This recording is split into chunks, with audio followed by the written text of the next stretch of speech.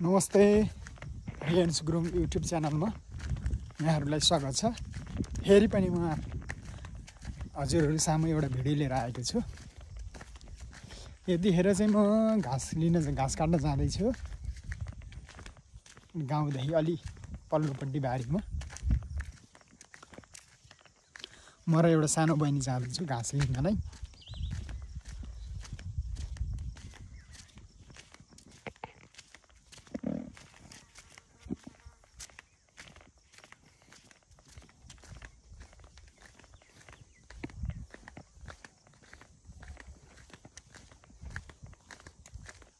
नहीं अलि छिटाइ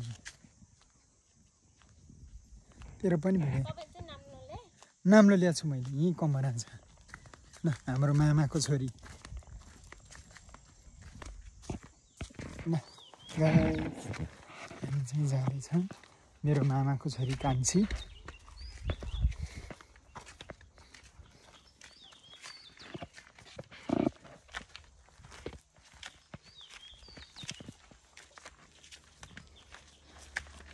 खुर्पा बोकेर घाँस काट्न जाँदैछौँ।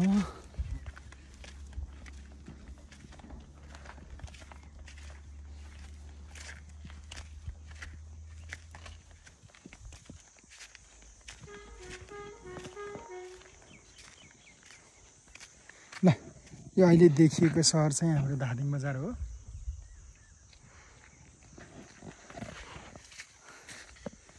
गर्मीले एकदमै गाह्रो छ।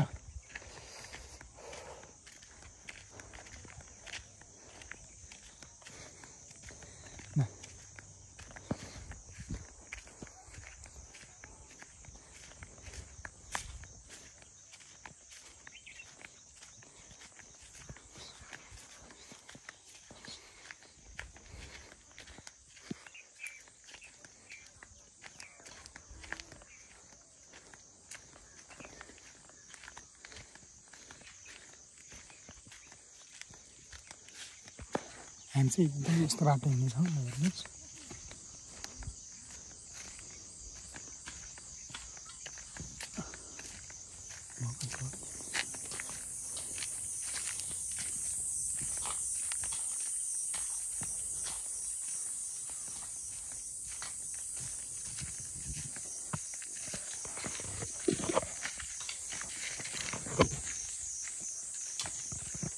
यस्तो बाटो हुँदै जाँदैछन्। हेर्नुहोस्,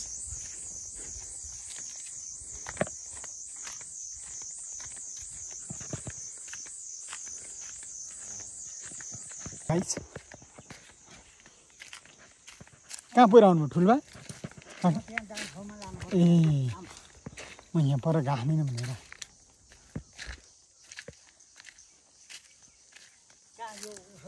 काब्रो दिदीले, नितिन दिदीले यहाँ घाँस झारेछ भन्थ्यो, मागेको थिएँ, त्यही भएर।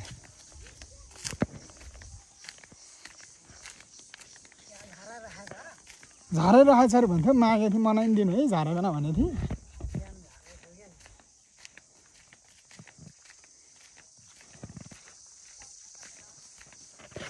अनि तपाईँ चाहिँ कहाँसम्म हिँड्नुभयो र?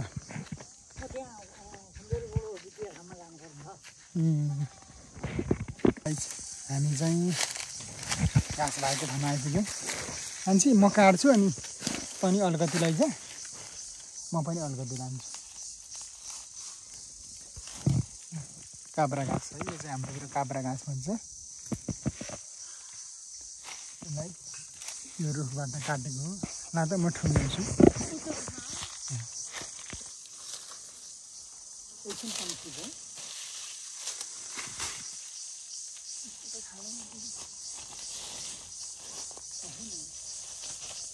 सिँगै हुन्छ है।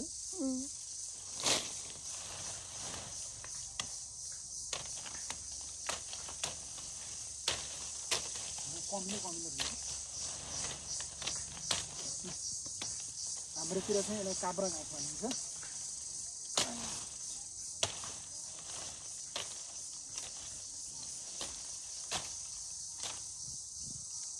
कत्रो राख्ने है, यति राख्ने।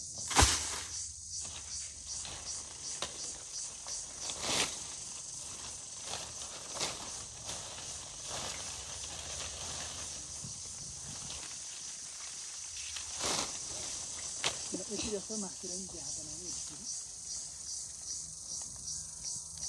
कमिला बढी रहेछ एकछिन बन्द गर्छु यतापट्टि छैन यतापट्टि हो छौँ यतिखेर चाहिँ हामी घाँस काटेर भारी हान्न लागेछौँ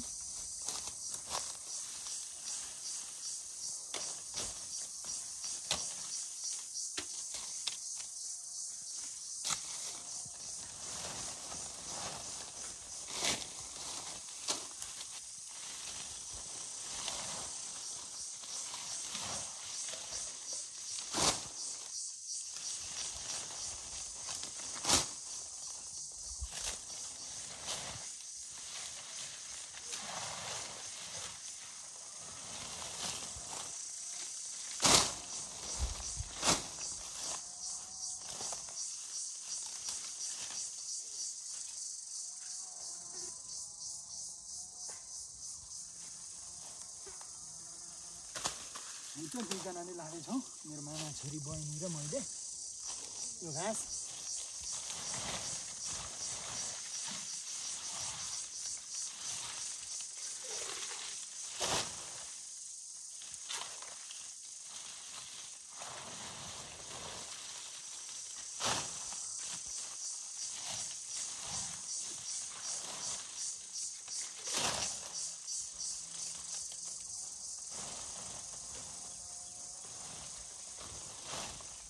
मेरै त अलिकति रहन्छ है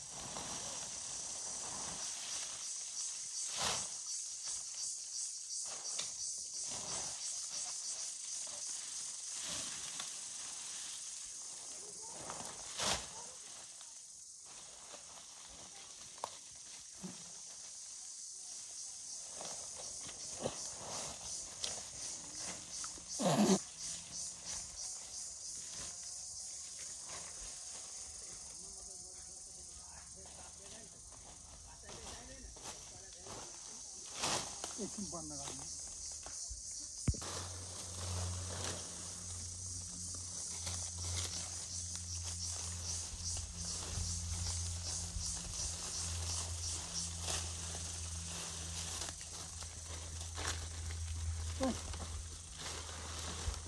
सक्छ नानी त यति सक्छ कि सक्दैन सक्छ पानी त है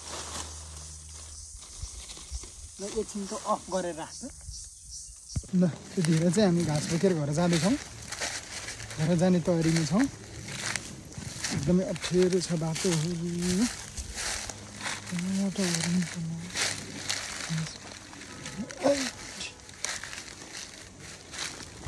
बाटो चाहिँ एकदमै गाह्रो छ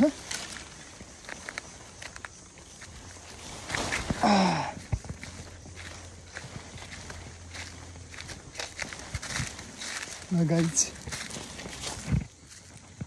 मामाको छोरी चाहिँ पर पुगिसक्यो घाँस बोकेर ल हेर्नुहोस् म चाहिँ भरे यतै छु